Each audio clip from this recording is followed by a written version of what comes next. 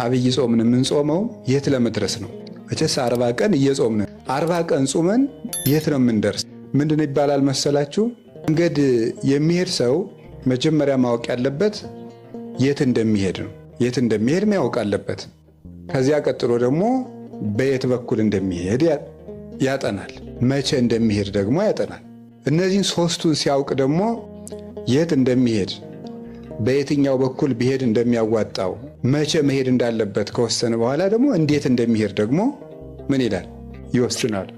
የሀገሩን ርቀት ያያል፣ መድረሻውን ያያል፣ የመንገዱን ስልት ያያል፣ ቀኑን ወስኗል። ከዚያ በኋላ ደግሞ እየፈጠንኩ ልሄድ፣ እየሮጥኩ ልሄድ፣ ብቻዬን ልሄድ፣ ከሰው ጋር ልሄድ የሚለውን ደግሞ ያዘጋጃል። መንገድ የሚሄድ ሰው እነዚህን ሳያውቅ መጓዝ የለበትም። ምን ይላል መሰላችሁ? አንድ ጸሐፊ የተውሶ ቃል ለመናገር ይቅርታ እየጠየቅኩኝ፣ ሚኒንግለስ ጆርኒ ቱዋርድስ ሚኒንግለስ ኤንድ። ምን ማለት ይመስላችኋል? ትርጉም የሌለው ጉዞ ትርጉም የሌለውን መጨረሻ ያመጣል። ትርጉም የሌለው ጉዞ ትርጉም የሌለውን ምን ያመጣል?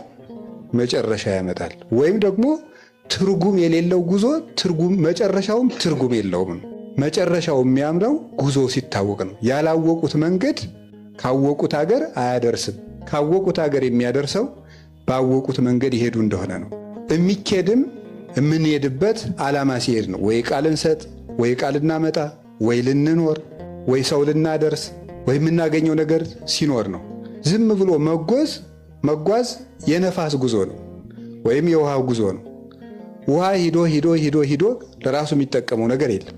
ነፋስ ነፍሶ ምንም ነፋስን እንደመጎሰም ነው ያለው ቅዱስ ጳውሎስ። ስለዚህ ነው ትርጉም የሌለው ኑሮ መኖር እጅግ አስጨናቂ ነው።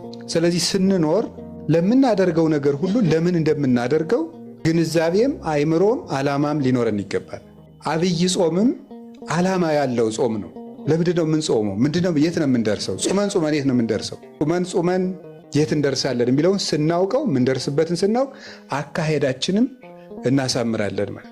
አብይ ጾምን ለምን ጉዞ አልከው ስትሉ፣ ክርስትና በባህሪው ራሱ ምንድን ነው የሚባለው? መንገድ ነው አይደለም? ክርስትና መንገድ ይባላል። ጌታችን መድኃኒታችን ኢየሱስ ክርስቶስ ከተነሳ በኋላ የመጀመሪያዎቹ ክርስቲያኖች ሃይማኖታቸው ምን እያሉ ነበር የሚጠሩት? መንገድ እያሉ ነበር የሚጠሩት። እና ሃይማኖት መንገድ ይባላል። ሃይማኖት ራሱ መንገድ ነው፣ ጉዞ ነው። በብሉይ ኪዳንም መንገድ እየተባለ ተጠርቷል። በሐዲስ ኪዳንም መንገድ እየተባለ ይጠራ ነበር። ለምሳሌ በብሉይ ኪዳን አንድ ሐሳብ ለማምጣት ትንቢተ ሆሴዕ ምዕራፍ 14 ቁጥር 9 ላይ እንዲህ የሚል ቃል አለ። እስመ ርቱዓት ፍናዊሁ ለእግዚአብሔር ጻድቃን ይሐውርወን ወኃጥአን ይስእንወን ይላል። የእግዚአብሔር መንገድ ቅን ነው፣ ጻድቃን ይሄዱባቸዋል፣ ኃጥአን ግን ይወድቁባቸዋል ይላል። የእግዚአብሔር መንገድ ያለው ሃይማኖትን ነው። ሃይማኖት ማለት እግዚአብሔር ወደ እኛ የመጣበት፣ እኛ ወደ እግዚአብሔር የምንሄድበት፣ እግዚአብሔር ያደረገው መገለጥ ነው። እግዚአብሔር ወደ ሰው ልጆች የቀረበው መቅረብ፣ የእግዚአብሔር ወደ እኛ መቅረብ፣ እኛን ወደ እሱ መሳቡ፣ እሱ ማንነቱን ለእኛ የገለጠው መግለጥ፣ እርሱ ሃይማኖት ተብሎ ይጠራል። ስለዚህ ሃይማኖት ማለት ሰው ወደ እግዚአብሔር፣ እግዚአብሔር ወደ ሰው የሚመጣበት። እኛ ወደ እግዚአብሔር ከመሄዳችን በፊት እግዚአብሔር ወደ እኛ ነው የመጣው። ቀድሞ በጥንተ ፍጥረት እግዚአብሔርን በባህሪው ፈልጎ ሊያገኘው አይችልም፣ እግዚአብሔር ራሱን ካልገለጠ በቀር። ወደ ተገለጠው እግዚአብሔር እንሄዳለን እንጂ እኛ ያገኘነው እግዚአብሔር የለም። ራሱን ወደ እኛ የገለጠ እግዚአብሔር ነው እንጂ ያለ ሰዎች ፈልገው ተመራምረው ያገኙት እግዚአብሔር የለም። ለምሳሌ አብርሃም እግዚአብሔርን አግኝቷል፣ ሙሴ ጸሊም እግዚአብሔርን አግኝቷል እንላለን። ያን የተገለጠውን እግዚአብሔር ነው ያገኘ። እግዚአብሔር የሰው ልጅ መሻት ነው የምትባል እንጂ እግዚአብሔር እንደ ዕቃ ተፈልጎ አይገኝም። መሻት ይኑረን ነው። ለይትፈሳህ ልብ ዘያሐስሶ ለእግዚአብሔር፣ እግዚአብሔርን በሕግ በአምልኮ የሚሻ ሰው ደስ ይበለው ተብሏል።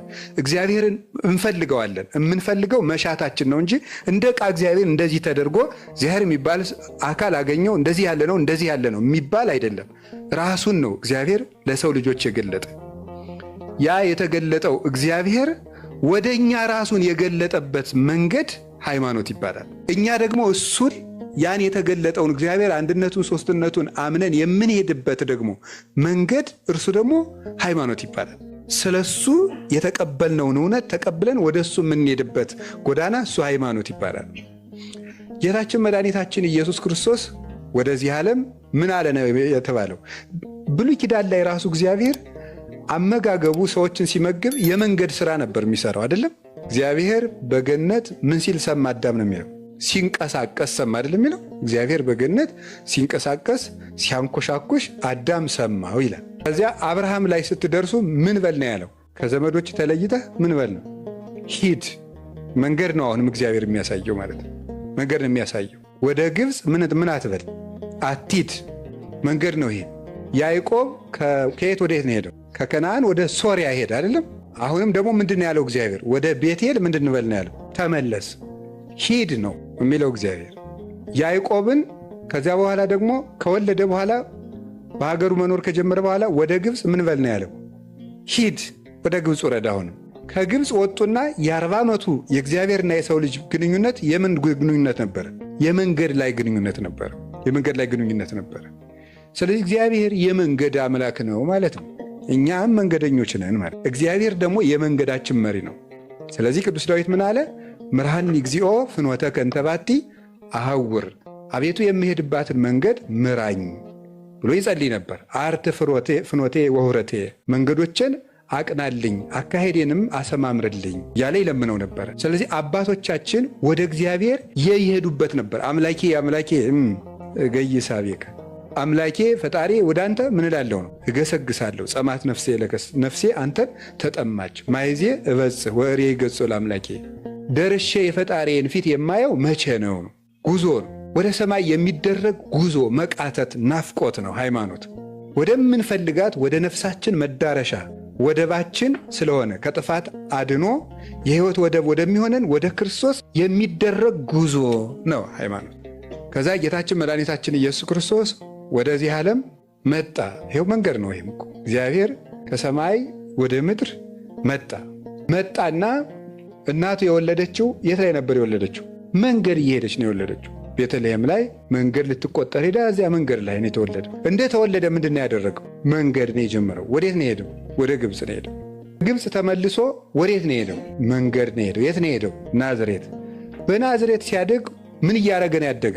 እየሄደ ነው ያደገው። ከየት ወደ የት? ገሊላ ወደ ናዝሬት ወደ ኢየሩሳሌም እየሄደ ነው ያደገው። በምድር ላይ አንሶ ሰው ውስተ ምድር አይደል ያለ ቅዱስ ኤፍሬም። በምድር ላይ ምን አለ ነው? ተመላለሰ ነው።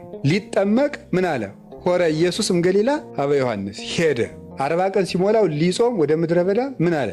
ሄደ። ተመልሶ ደቀ መዛሙርቱን ደግሞ የመንገድ ወግ ነው ያወጋቸው። ምንድን ነው ያደረገው? ና ምን በለኝ ነው ትለወኒ፣ ምን በለኝ ነው ያለው? ከተለኝ ነው ያላቸው። መንገድ ነው ሃይማኖት። ክርስቶስን ማምለክ መንገድ ስለሆነ ደቀ መዛሙርቱን ሲመርጥ የመረጠበት ቃል ተከተለኝ የሚል ቃል ነበረ። ለጊዜው በእግር ፍጻሜው በግብር እያሉ አባቶቻችን እንደተረጎሙት። ከዚያ በኋላ ደግሞ መጨረሻ ላይ ምንድን ያደረገ? መስቀሉንም ተከተለኝ አለችው። ዘይፈቅድ ይትለወኒ ይጽላ ነፍሶ ያጥብ ወይ ጽሩ መስቀለ ሞቶ ወይ ትለወኒ። እኔ ሊከተለኝ የሚወድ ሰው ቢኖር ሰውነቱን ይጥላ፣ ራሱን ይካድ፣ ለሞት የሚያደርሰውን መስቀል መከራ መስቀል ተሸክሞ እኔን ይከተለኝ ነው ያለ። እኔን ይከተለኝ ማመን ክርስቶስን መከተል መንገድ ነው። ሲያስተምርም ምንድን ነው ያላቸው? እኔ ራሴ ምንድን የነበር ያላቸው? መንገድ ነኝ።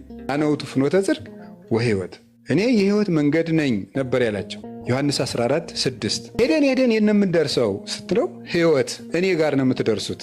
እንዲህ ያለመሆኑ ማረጋገጫ እውነት ምንድን ነው ስለው እኔ ራሴ ምንድን ነኝ ያላቸው? እውነት። በየት አድርገን ነው የምንሄደው? እኔ መንገድ ነኝ ብሎ መለሰ። ከዚያ በኋላ ቅዱሳን ሐዋርያትን ከዚያ በኋላ ከቀራኔዮ ከሊጦስተራ ወደ ቀራኔዮ መስቀል ተሸክሞ ምን አለ? ተነስቶ ደግሞ ወደ ኤማዎስ ከደቀ መዛሙርቱ ጋር ምን አደረገ? ሄደ። ከትንሣኤ በኋላ ወዴታ ሄደ? ወደ ሰማይ አረገ። ከዚያ ተመልሶ ምን ያደርጋል? ይመጣል። ገድነ ሁሉ እኮ መጽእ ካዕበ ወነሣእክሙ ከመ ታህልዉ አንትሙሂ ሀበ ሀሎ ከዋነ፣ ተመልሼ እመጣለሁ እናንተም እኔ ባለሁበት ትኖሩ ዘንድ እወስዳችኋለሁ። ስለዚህ ይወስደናል። መወሰድ መጨረሻችን መወሰድ ነው፣ መሄድ ነው። እዚያ በኋላ ከሱ መድረስ ነው። በዚህ ዓለም ላይ ስንኖር ምን እያደረግን ነው ካላችሁ፣ እየሄድን ነው። ኑሮ ራሱ መንገድ ነው። ምን እያደረግን ነው? ወዴት ነው እየሄድን ያለ ነው? እግዚአብሔር ወይ ወደ ሞት ወደ ሕይወት ነው። ከፈቀደልን ወደ እሱ ነው። አቃተን ደግሞ እንጂ እሱ ያውቃል። እና ቅዱስ ጳውሎስ ራሱ ምንድን ያለው? ወደ ክርስቶስ ልሄድ ምን እላለሁ? እናፍቃለሁ። መሞት ራሱ መንገድ ነው። ወፍናው ይሁኒ ለሞት ዘእግዚአብሔር ውእቱ፣ የሞት መንገድ የእግዚአብሔር መንገድ ነው፣ የእግዚአብሔር ጎዳና ነው ብሎ ቅዱስ ዳዊትም ነግሮናል። ስለዚህ